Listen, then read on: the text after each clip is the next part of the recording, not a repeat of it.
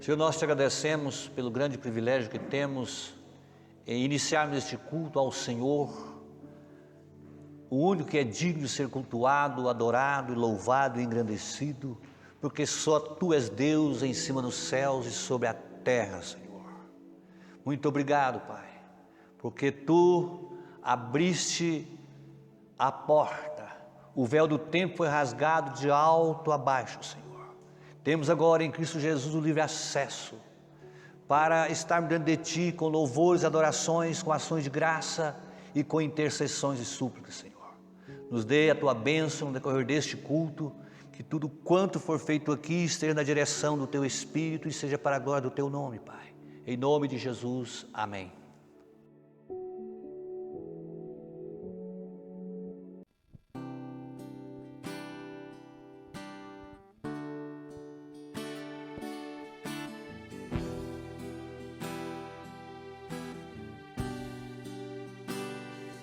Meu orgulho me tirou do jardim, sua humildade colocou jardim em mim. E se eu vender tudo que tenho, em troca do amor eu falharia.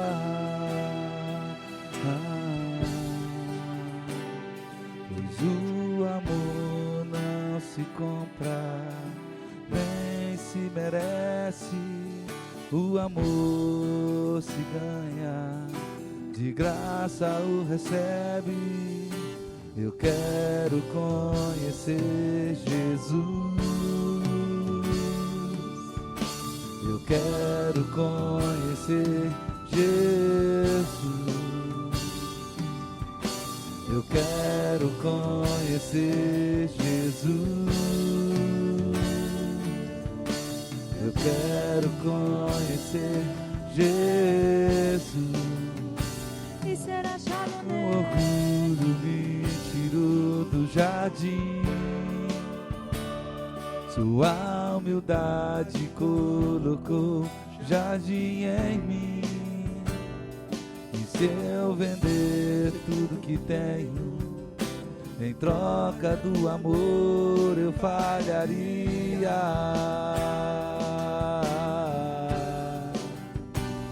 Pois o amor não se compra, nem se merece.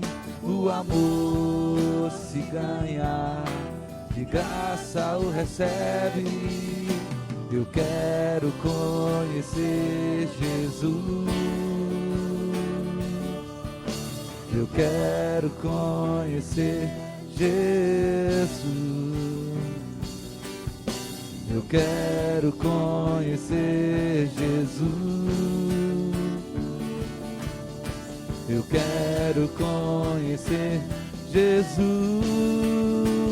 Meu amado é o mais belo entre milhares de milhares. Meu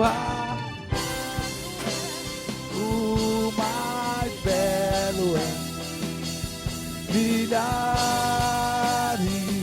de milhares. Meu amado é o mais belo entre milhares de milhares.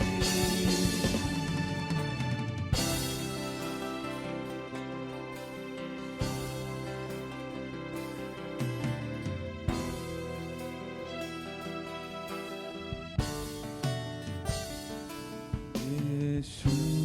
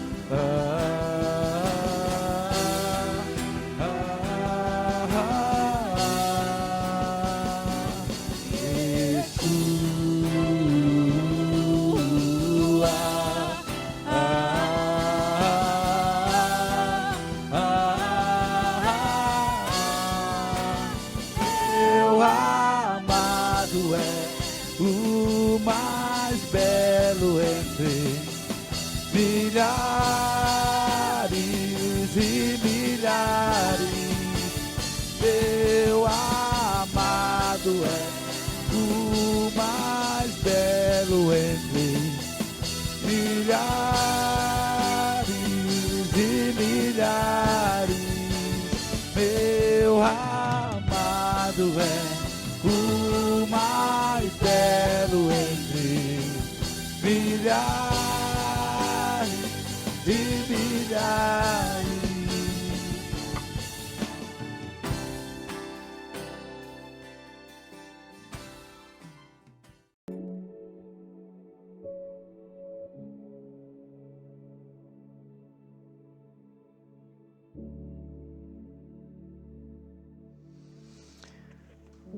Jeremias capítulo 33, versículo 5 nos diz o seguinte: quando se der a peleja contra os caldeus, para que eu as encha de cadáveres de homens, feridos por minha ira e meu furor, porquanto dessa cidade escondi o meu rosto, por causa de toda a sua maldade.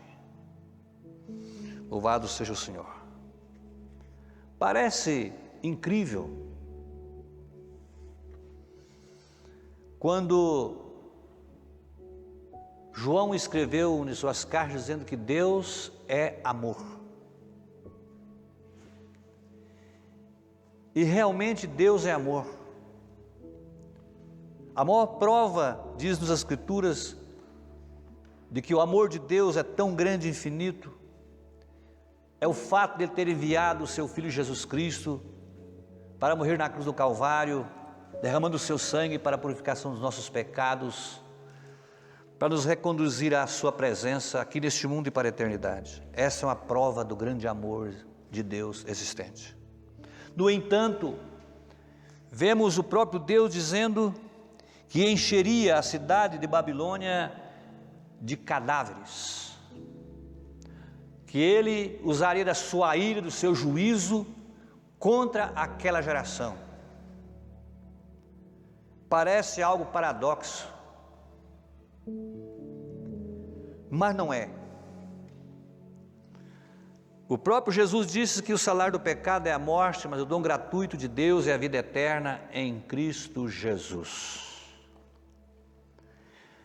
Deus é Deus exatamente porque Ele é um ser perfeito e harmônico em todos os seus atributos. Ele é um Deus de amor, Ele é um Deus de justiça, Ele é um Deus que livra da morte, e é um Deus que mata. Mas que Deus terrível! Realmente, Deus é tremendo, e não podemos tratá-lo com leviandade, ter uma vida leviana, vivendo uma vida dissoluta, afastada dos princípios divinos que nos conduz à felicidade, que nos conduz à prova do seu grande amor. E Deus nos fez para o louvor e glória do seu santo nome.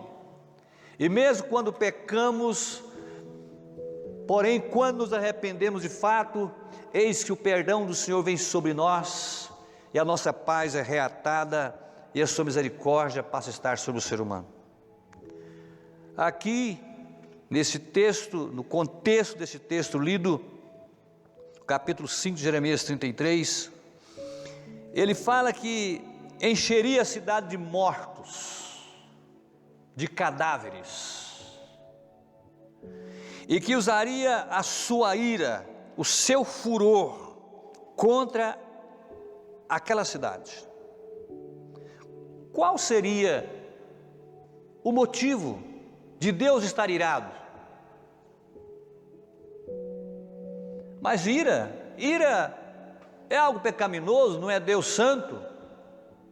Sim, Deus é santo, santo, santo. Porém, Ele não é conivente com a nossa estupidez, Ele não é conivente com nossos pecados, nossos erros. Ele não nos abençoa, não nos protege, nos guarda, quando escolhemos espontaneamente, quando uma sociedade, uma pessoa, uma cidade até, como está aqui, a população mundial, como nós vemos hoje, ele não quebra o nosso galho, ele não é conivente com os nossos erros, com os nossos pecados, e às vezes por amor, e exatamente por amor ao ser humano, que Deus o pune, que Deus derrama da sua correção dura, para que o homem se arrependa, se converta e veja os seus próprios erros, o caminho para o inferno que está caminhando. Então Deus usa de correções severas por amor à raça humana. E a palavra diz então que aquele povo seria ferido pela ira de Deus e pelo seu furor, porquanto dessa cidade escondi o meu rosto, por causa de toda a sua maldade. Nós vemos quando Jesus Cristo assumiu o lugar da raça humana, os pecados de toda a humanidade, para que fossem justificados todos aqueles que crescem nele ou crerem nele, poderiam ser justificados os seus pecados. Ele clama lá na cruz dizendo: Pai, por que me desamparaste? Jesus Cristo, o Filho do Deus vivo, o próprio Deus, que veio a este mundo para resgatar os pecadores, no momento em que Ele toma aquela cruz, em meu lugar, no lugar da humanidade, sendo Deus santo, ali estava um homem, Deus, o Deus homem, o Cristo homem, assumindo o lugar de todos os pecadores. Ele clama ao Pai, diz: Pai, por que me desamparaste?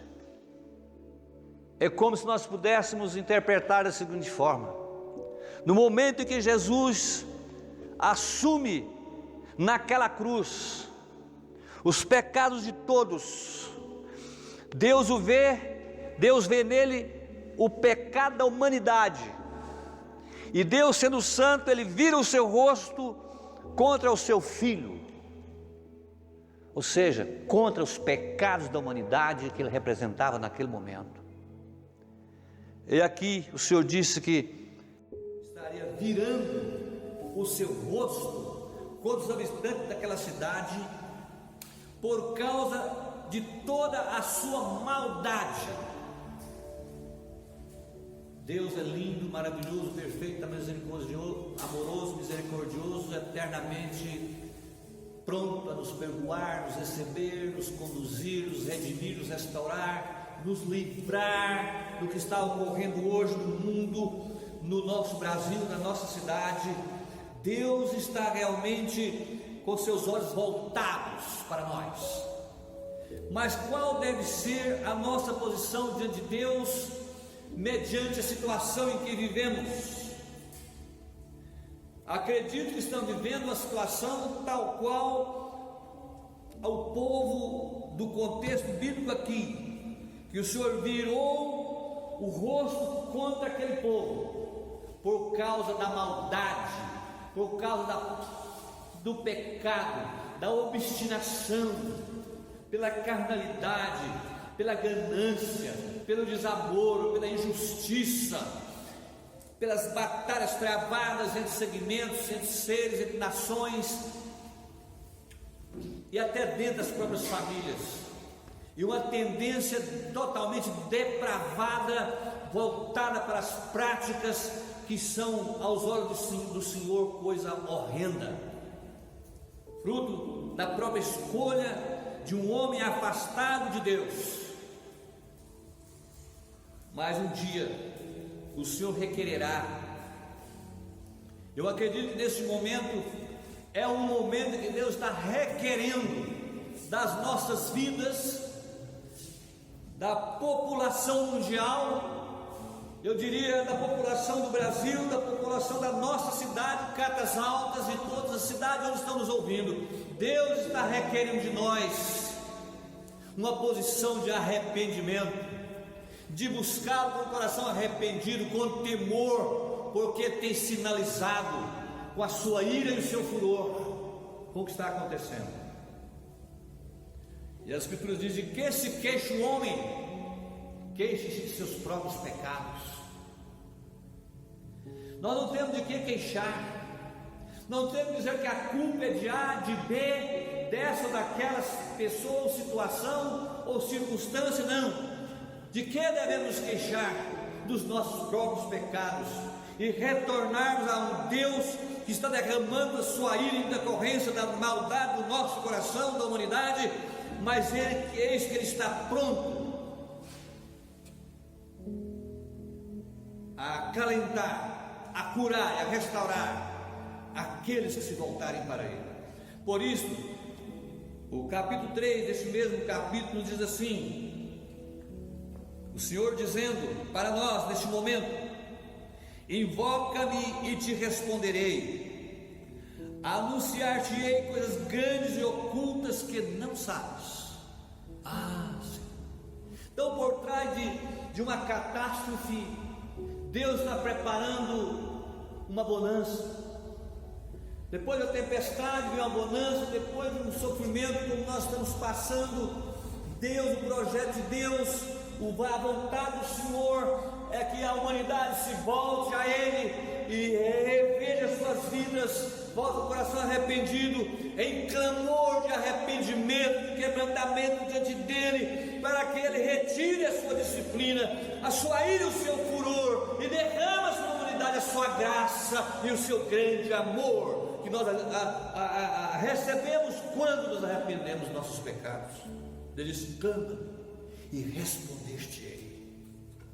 É momento de você e sua família, é momento da cidade de Catasauras, todos os segmentos de toda a humanidade se prostrar e clamar a Deus perdão pelos nossos pecados, arrepender dos nossos pecados, convertermos a Cristo de fato e de verdade, porque Deus quer mudar a sorte do Brasil e do mundo. Porque Deus não tem prazer na sua ira, Deus não tem prazer na sua disciplina, mas Ele é rico em perdoar, gracioso, amoroso.